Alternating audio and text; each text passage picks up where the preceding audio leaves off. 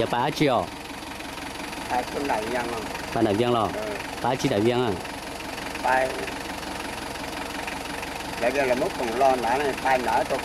tôi lạ mà lấy cùng à lo có một tôm mù viên chán rồi đi có một tôm mù đại viên chán rồi đi có một tôm mù đá đi chỉ tới rồi rồi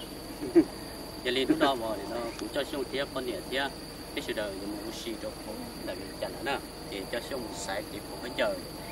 và trong lá nó xong tiếp mà chỉ cua cho chính giờ chỉ sáng cua nó bay họ nha cho là trồng xong để nó qua để bây giờ nó xong nào tiếp bay vào cái sạch không xong trồng cái họ cho xong kia phụ kia nhá kia cái sự đời mình chỉ một xí một được chán cho cái mặt nó nữa thì xin nó quay ít đúng rồi nó cũng sẽ cũng bằng kia thì mình sử dụng chả thêm một tấu để cũng như sự đời thì liền đến mà để nó cho cái sự đời nha cái không sai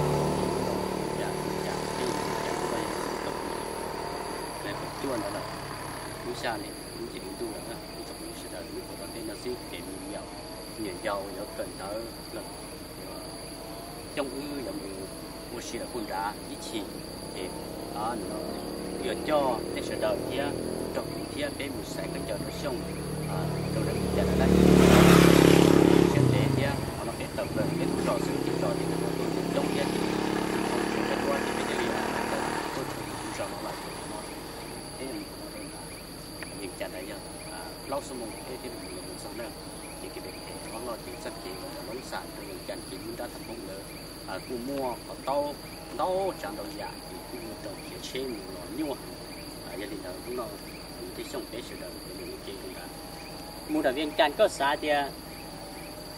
có xã to chứ chứ anh là tao của ta có của ta tới con nó luôn nhá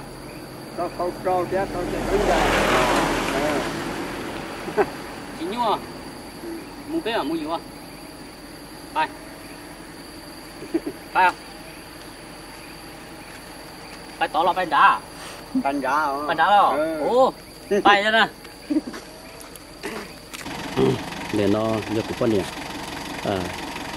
nhiều cái mình nhiều hơn nữa đó chẳng đâu dài kia thì cũng lọt qua phần hàng của thu hoặc những cái bọn này nó thì cũng tàu chế để nó cho con nè mình nhận được để chơi thì cho có cái lần mua những người họ lựa chơi lấy cứ phải làm trong kia thì là cứ nó tới trên trong đi ôm mông thế này là mà đi sợ là mà đi lò xíu thì dù cũng chỉ xin chữ gì kia nơi thì cái chữ tàu nó gần đó ok tàu này sẽ đợi bỏ thì cũng có được người cả chống lên tàu tù là cứ thăm mạnh là tôi tiền tàu thì dành cái con này kia cho họ tiền tàu xí ba thứ lần rồi bỏ luôn nó vậy thì nó đấy mình sẽ dùng chắn á thì cũng tên điều nó chơi nhà kia chơi sông kia ở bên tung mùa và lấy ra phải cần tới nhau trong ta dùng chắn lấy cái bánh xì thì lấy cũng nhau chế hậu lên ta xăm hậu lên cả tờ lò thì cái sự đời kia lò tờ là cái nơi sự đời sai nó ra thì nhà này thì giờ chỉ sáng kia mình sẽ sáng mấy còn lò còn nước khó thì nên nhá rồi trả nữa dùng chất thế là giờ nên nhá để họ quảng thì họ cũng cái số sau thế đó là một cái hồ chế và bây giờ mình nhận không quậy luôn na nhưng mà còn nó viên có chế chỉ dùng luôn na thì nó mới có chế thế rồi thì đó thì trong thiết tế sự đời tung chân tuột lên đấy đã kề vào đầu trong nhom để kề cái xa thì chỉ có hồ đan tu thì nó câu chế thì cái sự đời tự là một oxy để có biết bọn nó thì trong ý ở này nó tự oxy nó này chung bộ câu chế à có cái sao phải rằng à bộ câu chế à câu à chỉ câu rồi phải viện sẽ bộ câu chế mà câu rồi câu được mà mua kia nữa phải viện rồi phải viên là công nó có mỗi nhân đồng là giờ có của trở à mỗi nhân đồng là bây giờ rồi nó chi bác cái bài dễ lút chỉ thì trắng người tung lạnh trong luôn đấy rồi nó sao miệng nữa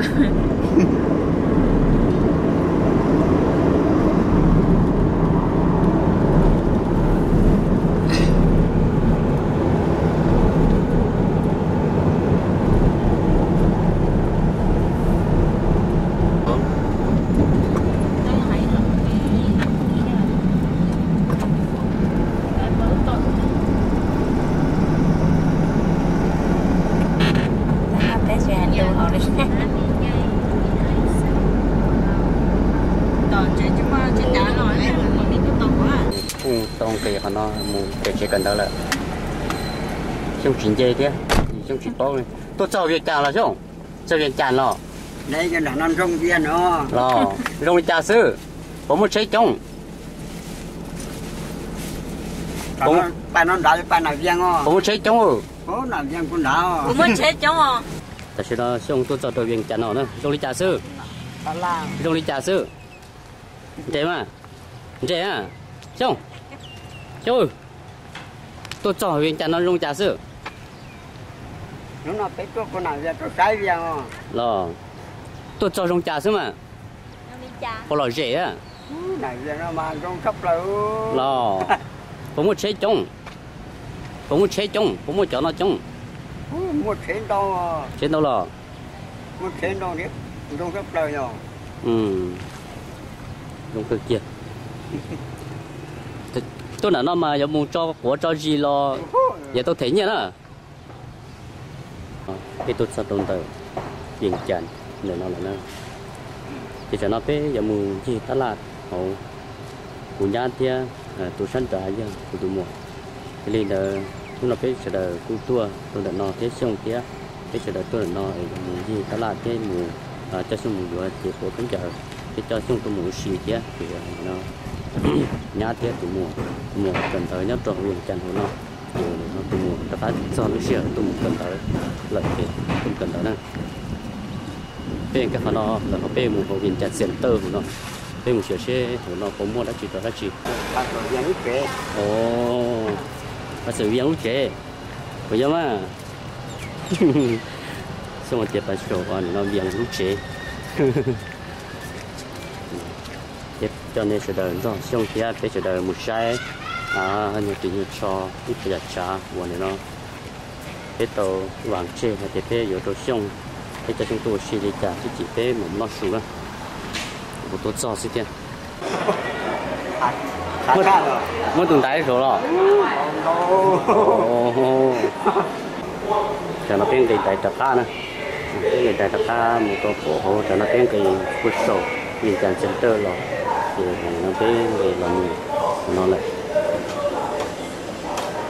cho nó bên cái tập ca nè cái tập ca một tổ phổ hộ cho nó bên cái bút sổ nhìn chàng center rồi thì nó bên cái làm nó lại cái tôi chỉ tôi xếp lá nè chỉ bên nó mình chỉ không đi cho bé chừng cái tôm một cái lưỡi đi chứ cái là nói lên tên mỏ là họ tới từ bỏ họ tới từ đó cái nó rau rồi mỏ con cái tấm là nó cứ trong cái chỗ muốn nó hổ nó cái pin mỏ bé nó cái tôi mỏ thì như tôi nó là nó cứ bỏ cá đi à cá rồi tôi nó mỏ chơi rồng nó là nhiều sư nó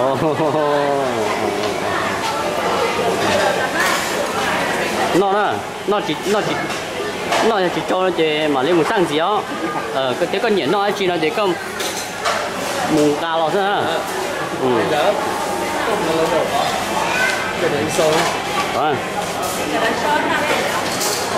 sao thiếu cơm à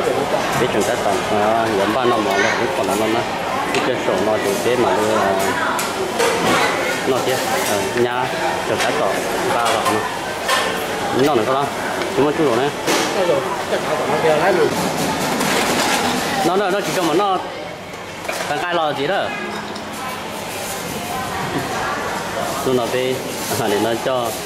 trong kia chỉ biết chỉ được tôi chi tôi nói mỏ chi sẽ có chỉ được bỏ được đó cho nên bây giờ mua ý rồi xin chỉ cho tôi cái tôi nói mỏ sẽ pin mỏ nữa chúng ta nhá chia để nó từ mỏ nó chuyển nó mỏ từ nó có tôi cho rồi chỉ non gì rồi có non gì nữa có non gì nữa có non gì à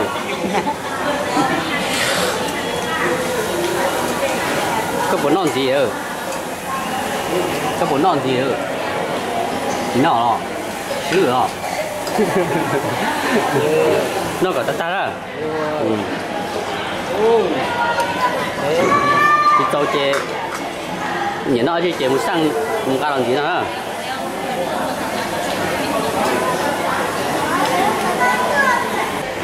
chú là nhà kia tụi mùa các tụi tụi mùa tua cần đầu nó tôi liền chắn nó thì nó cứ so thì có bên luôn đó là rồi nó là cứ mình cũng là bên tua mù tôi liền chắn nó đó tôm chỉ cần đầu nè một cái bàn xì nó chuyển cho nó khan chuyển bây giờ cũng nhá nó do cũng chỉ lâu và những cái mình kèm nhất rồi họ cứ là sau đó nè thì trong kia cái chuyện nó màu kia là nó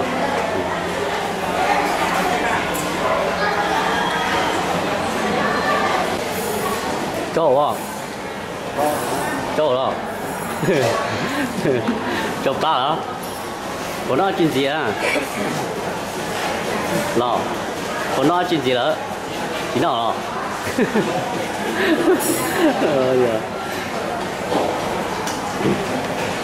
có một sao có lúc chỉ không nó lò đã có số rồi tôi chạy đôi rồi không tôi chạy đôi lấy có một tôi chạy đôi không đi chạy nó từ đó luôn đi cha trong chỉ có đi tập tôi sổ đôn đủ à đó giờ tôi chỉ lâu kia xong kia cứ con điện kia tôi mù kia tôi biết cho thì tôi là đi chân tôi mù nó tôi cần đầu nhất tôi đi chân nó nè là bây giờ tập sổ để nó sẽ pin mồ và nó phát chế sổ nó là thì bé mù tôi chỉ lâu lúc chế bé mù chỉ vào computer kia thì bé trường tất tỏ giờ mù chỉ lâu lúc chế rồi nè chứ cũng lúc chia lại được bé mù cho lúc bé là cái mù mà cho lúc xí thì bé là do con chợ đó xong phải lồng chế đó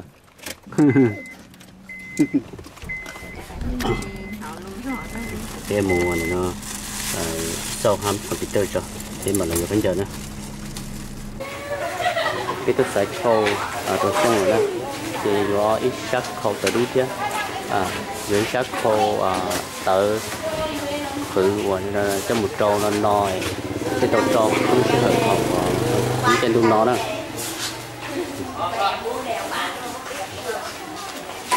chúng ta có xỉu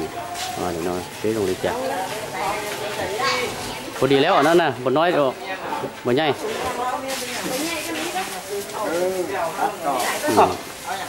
good bỏ lông ở đây nè cả sân điều đấy ở đây nè một nhai đó một nói đó một đi ta tỏ kia hút xích cái đấy ôi lút lên đây nghe hút xích cái đấy lút hay đây bỏ mi sao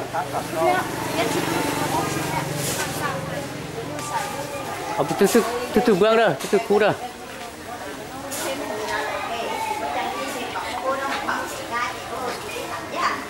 lại rồi bộ hổ à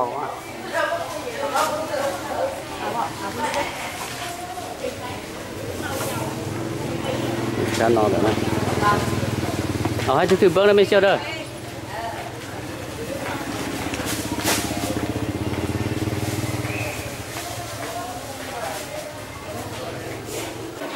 khổ á.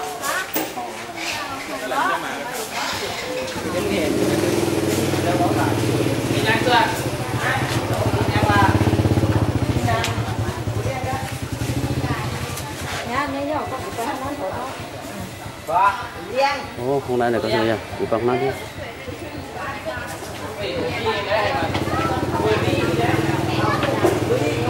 Này từ khu đó. Lồng cóได้khai đấy. Lại đó. Lại đó. Ồ, số thế. Mình sẽ tổนั้นcực tổนั้นđi. Từ đi. Ồ, có ít sáng gì không? No. Với ban ạ. Vừa sáng cái gì nói có nhớ mà thả đã. Sai đây bỏ tổ nó nó, phù đi nó, tổ nó nói này. Bỏ thường. Ní. Cực xỉ đi nè. À, tổ ní bác. Ní. Xăm châu bác. Bỏ, hãy bơi. Xăm lầu. Xăm lầu là neo ní nè. Bà, tổ năm nhảy bà. Xăm bút tổ nhảy. Ồ. Long bưng nọ. Long bưng bữa nhảy đi. Lo. Bưng, muốn thua kia mà. Muốn nói chết đã. Chỉ lo. Tất tổ, chỉ lo ư. Bữa nhảy nó. Chỉ lo. Chỉ lo. Thế này. Hèn. Chị lấy 2 cái mà. Xì tăng nữa được. Xì ướn cái đấy nào. Bỏ, sòng anh. Sòng xì đi nào. Cái này hồi nãy anh có vất một mắt ở dưới này. Một hả? Một hả cả xì Tôi ướn nào. xài cả con giờ để nó tổ xung đây. Đấy. Anh Duy nó quay phim. Tôi xài con giờ tổ xung. Tiếng trường xài triệt khắp bòi nè. Ôi những người cực tất cả. Xem đi cái đấy nè. Đây. Với sắp bẹt như sấy. Sắp bẹt. Hả? 100 mà, hồi nãy em chưa phải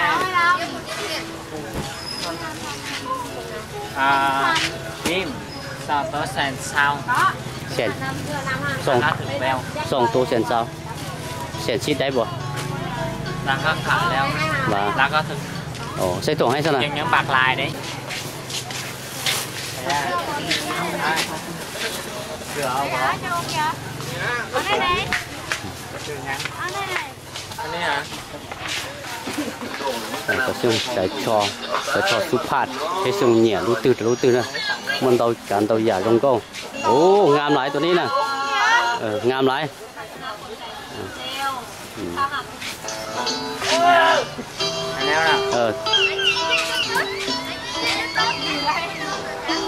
Giờ nơi tư đi. Chặt tố. Sòng ý. Chào. Tôi nâng nào. Ở đây. Mi sòng xì nào. Sòng xì nào. Xịt khẩu đi đây bộ. Đi.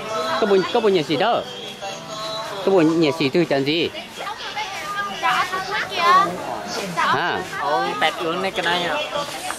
Sửa dược này này. Sửa dược này nè ở bộ. Sữa súp phạt con. Súp phạt. Chào. Men lắm. Sữa súp phạt con. Vậy rồi. Có bộ nhà. Thôi to. Đâu, men. Gió lút cho. Nó tôi xuống là chị. Này nó đi lút dài, lút đời chị sẽ là món lại sẽ cho được trả. Trường gió mình lút cho. Tạm đó đi nào. Lút cho son gì thế? Áo tươm không? Này thiên nhiên được không? Áo. Sao cả xanh vào á? Áo. Sao cả xanh nào? Sao cả xanh nào? Để xong dai. Giờ nó chỉ son tùy rồng đâu, chẳng đâu rồi rồng nó luôn chỉ xong kia. เจมีอัน ยังซื้อบอ สลิดบ่ เซเล็กบ้า สลิด มีเซเล็ก บ่มีเนาะ มันใหญ่เลยอยากเป็นใหญ่เลย ก็สายใช่ก็บ่อยากจะชอบสรุปตึงจีก็สายเนาะ ยาวนะ สายชอบเหนียวตึง แกน จี ยาวเอาบอ ปวดเบิ้งเฉพาะตัวที่ภายในทุกตัวหางกระเปียอันนี้มีความสำคัญมากที่น้ำใจต่อพื้นต่อไฟรวมทั้งต่อแก้จริงๆเนาะการตรวจสอบเบิ้งนะครับแน่โดยเฉพาะมันเวลาเราจะมีแต่ของต่อห้า เบอร์อีกแล้วเนาะ เรื่องที่ตอนแรกนี้ทางการจัดการปกครองเพื่อจะเรียนรู้ประเภท รู้ก็ได้ลงก็trong thế này lúc nào như lúc cho nó lồng câu hàng gia đình này thì có trong một chỉ xe nó có trong câu được xong cho ở lồng bưng lồng bưng จะถามว่าทำไมไม่คิดจะต้องขับไปจากฟาร์มานี้ต้องคุณมาหลักการมาเจอมาบอก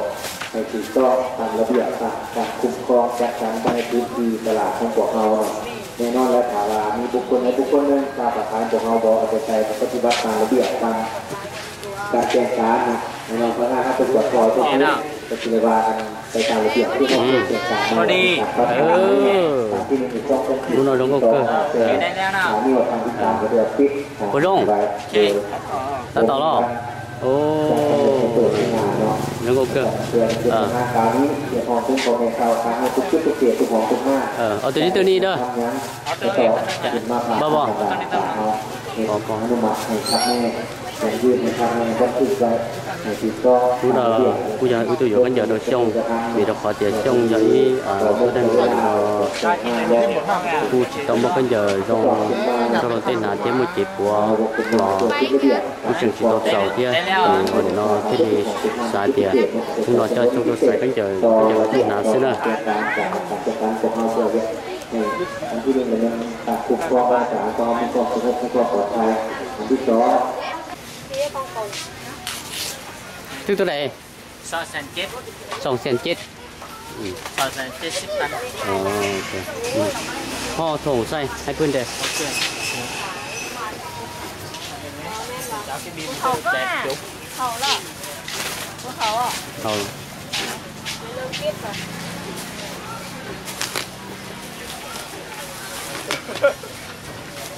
Hậu à? Chào kết rồi. Ê.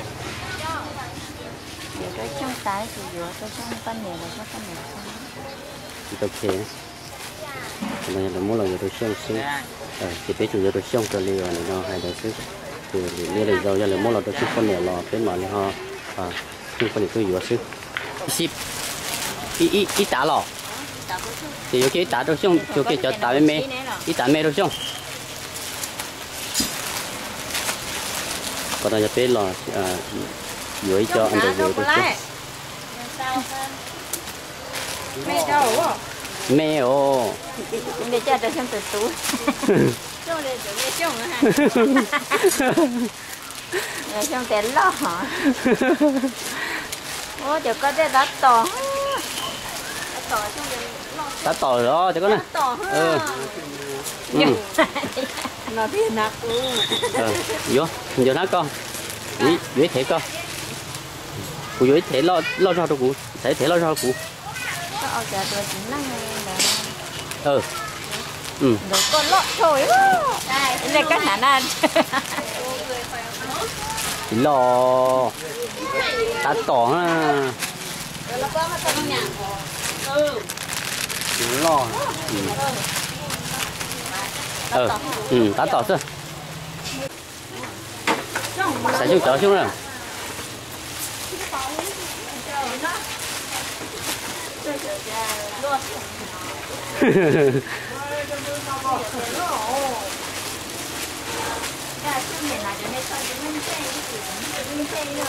ủa là cho xuất phát cho mà nó phụ đồ á chỉ là không vô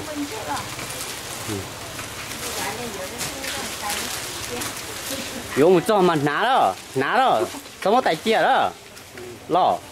nó chỉ từ mùa kia của con này cái khu nhiều nhật khủng thì nhà ga nhật khủng lông to rồi thế chứ trong ứ lo trong cái trong khủng thế chứ mình chơi ít sát thôi tôi không cho cái tôm nhiều lúc mình sâu mình vẫn chơi đến năm mươi trận này cái chỉ khủng kia cái mùi sâu trận này phải chứ chỉ cũng mới chơi lông câu đi เดี๋ยวเอาตัวก็บอกเอาน้อยกันนี่ก็มีนะเอาน้อยกันนี่ก็มีเอาไปใส่ถุงสีเลยเอาเพื่อใส่ถุงเท้าบอก บงงานนะตอนนั้นนะบงงานนะ พัดตัวเมื่อกี้นี่บอก บงงานเนาะนี่ได้ตัวงาน ตัวนี้มันแห้งงามกว่าตัวนั้นมันสุภาพ ตัวนี้ราคาแพงก็เท่าไหร่ บ่า ราคาแพงก็ได้ มันดีเลย เจ้า ดีงามบอกจะหายากเลยเกิดแบบนี้นะก็จะหานี่เลยเกิดแบบนี้ เรื่องที่จะเข้านอนที่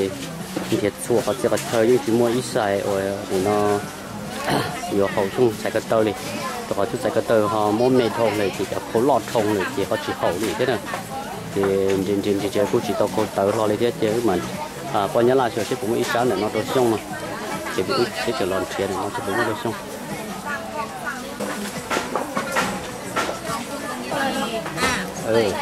โลบึ้ง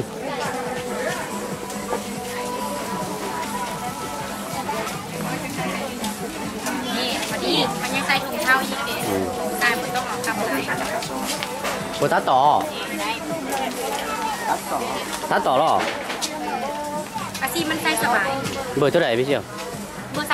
ที่3 ว่าเท่าไหร่ ตัวนี้ว่าตัวนี้65 65 ราคาตรงเลย งามตัวนี้งาม ngắm nó có bụi nhẹ lo giờ sát có rồi ở xe thùng ấy bên đây ตัวนี้เนาะ xe thùng ấy bên จับลองให้น้องมีคนซื้อ thì luôn rồi thì coi chân lan này nó cũng mới cho xài giống đâu được mà để nó thế nào thì trong cái lời của để nó chập khâu để nó trâu nó trong trâu này nó thế lại lò ồ cái mua gió trên gì thế là chỉ tao vậy à anh mi thùng yang nhai nó đừng xay hay cái chiều đi bỏ cứ khu chùa chỉ xong lúc nào xong để nó ấy tua mình đàn trong một lịch trắng ấy tội trong đàn trong chỉ khu để nó chỉ trong câu hàng tiền tuôn tua là tết chỉ tết xa thì cái lúc nào tôi xong là lúc cơ sải có nhiều lúc từ sải hả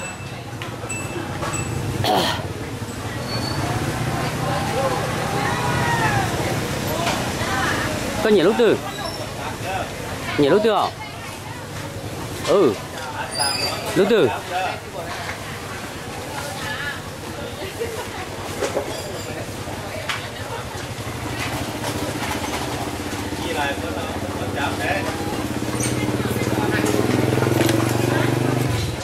lúc con mẹ anh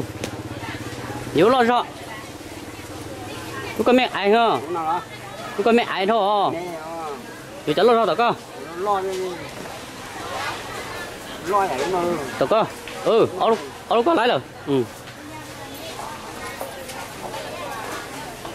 lúc có là lúc xỉ đa trong cô đùa lúc có lúc từ trong cô đùa có nhẹ lúc từ có nhẹ lúc từ chào lúc con có trong nhẹ lúc nó thì lúc nó ít xẻn đây thì vô lúc nó được xong xẻn đây qua từ đi lúc lên đây đôi nữa của nó vô có lọ nó trong khu đồng xe thì lúc nó tới vô khủng để nó có tàu rồi xong là kia xong nó xong xe nó thì xong chỉ tàu vô lên là thì chỉ có xong phân để linh nhọ như chỉ tàu vô tàu như thế để rồi xong rồi thế nào ok bây giờ cho nó lịch trắng nó bỏ chơi đó lọ có bỏ chơi nó có luôn à ra có một cái to phải chơi đấy lúc nào nhận nhỏ rồi xong cái chia thì nó nè để giờ mình sẽ chơi bộ mua chín gì xe ấy rồi cái xong gì bay Ai? trong cảnh sát tàu là dưới họ chỉ nó đi đồ là một chi phá chúa chúa nhiên là có tao là chủ chảo Năng cầu phá nữa. năng cầu rất là giàu nhá giàu một chi phá gì có một chi phá này con này Năng cầu phá nữa. một chi phá lò nhà hai phá rồi những hà phàn đây bà chỉ phàn bao giờ ở đây ở cùng thôn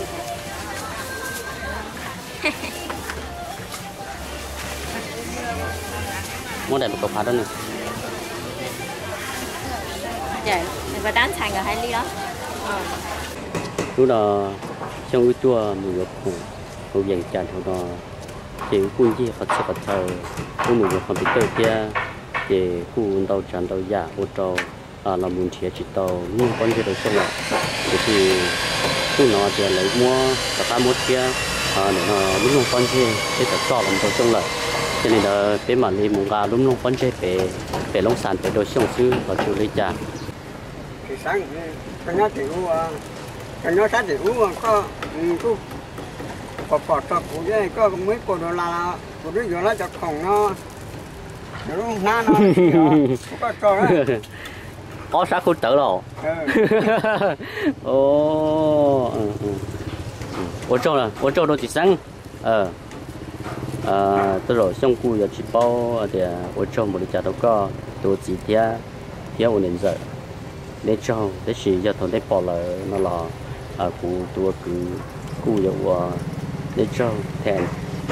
xong thì có gì có trường một lúc xe đâu sẽ dùng ở trường ba tàu ít bộ là một đôi xong có nó xong tôi mù nhiều cánh chờ tôi xong là đi đọc họ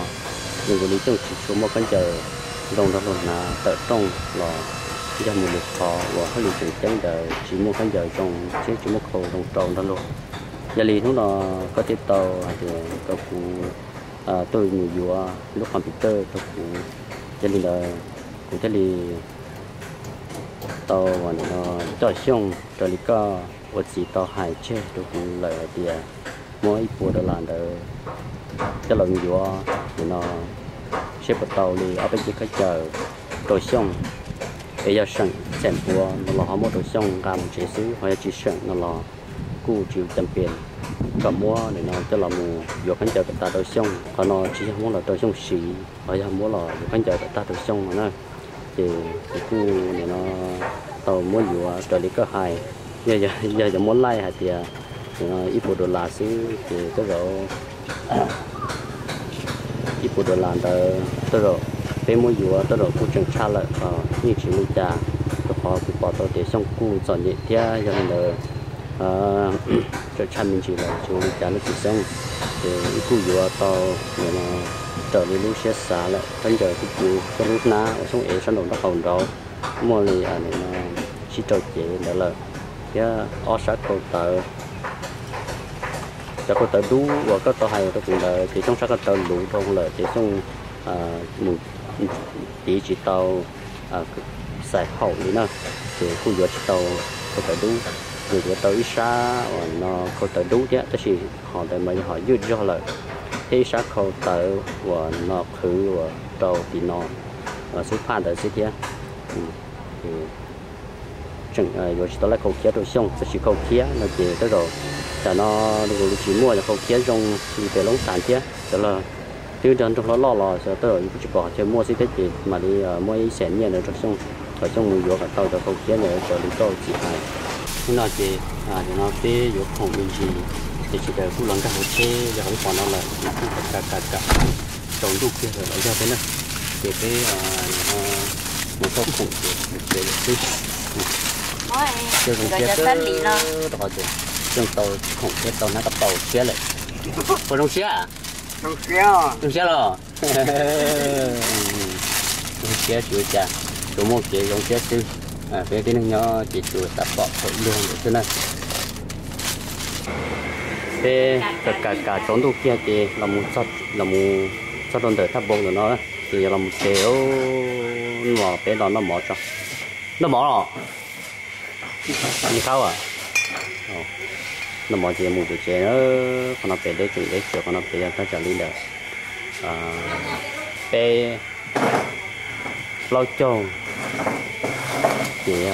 trâu kilo này thế mà cái số tiền rõ nữa thì đấy cơ nó về thì trong cái giờ nó lần tuột cái của nó cho mình mua tôi liền chắn rồi là rồi nó cua thế nào lò xong nó cua thế nào hồng cua thế nào sao nó ngay nè cua nó hồng nó kèn ở trên treo này thịt treo không được nó mỏ đấy hồng cua sao nó ngay à lò chúng ta toàn là món sao hay bột cá bột cá cá lò này kèn cái chuyện là nó mò nó này sao tập to lên luôn phải nói chuyện mình đáng cái này cái chuyện là nó mò nó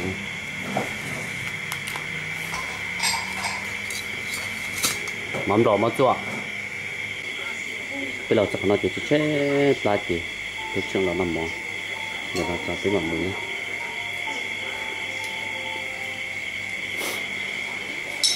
cái cái thế thì bên nó cái cái nó mà bên nó rau nó như đòn như chua như cổ chua như lúc còn còn ui nó sẽ gì cái cũng chỉ chua non cái thì rồi cái tôi bỏ ngay mà cái người thấy cái này nó chẳng cái chưa được bắt sang rồi chứ nào giờ cái khiến cái liền thì nó chẳng cái chưa được bắt sang bây giờ tao cũng không biết được vì nó chẳng cái sao rồi chưa được bắt sang rồi biết còn thì theo tôi thì mình dùng tay được rồi nhá nó có ta lò xong nó có tan thôi à nó có tan nó bột ta lò nó bột tao à có nó bột tao à ta nè bột tao là trong lô nhông ở trong nó là cái lột nó mỏ nó cuộc ta cơn rồi cái gì này rồi nó chỉ ta này cái phần nó sát thôn này nó chỉ một chỉ học á lên nữa có tiền nó có lì thì cái cửa cuối nó thì cái u thì đến chiều chỉ tàu luôn nó còn chỉ đồ xong chưa nó chỉ ta này cái xong khu vực tàu môn tị giờ có cái còn nó còn nó phải chứa thế khu xịt thế thì nó không như là chỉ nó không cần nó